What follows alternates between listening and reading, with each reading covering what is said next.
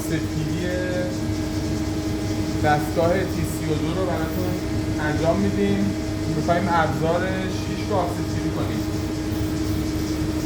میاریم کف کار، مماس میکنیم.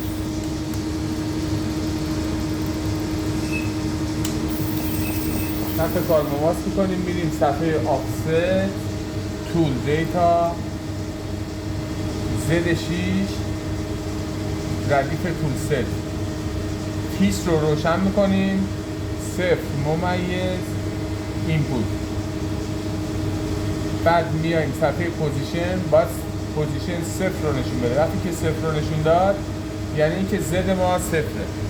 برای ایکسش ورنیر رو فعال میکنیم،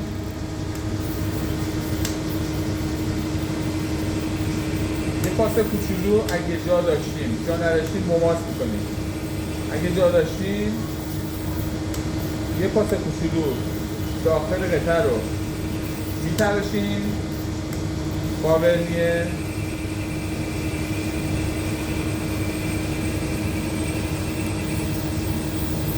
فقط محور Z رو میدیم عقب، ریست میکنیم.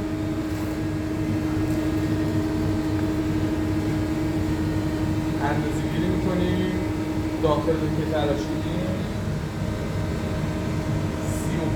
35.3. حالا همون 35.3 که کولیس زدیم و توی تول دیتا ابزار 6 ردیف X تول ست میگیم 35.3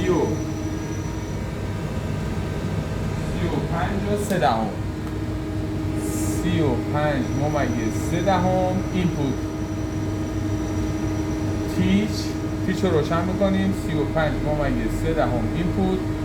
برای اینکه بدونیم که درست وارد کردیم میایم پوزیشن 35.3. این آفستگیری X و Z برای داخل تراش کنترل T32 میباشد.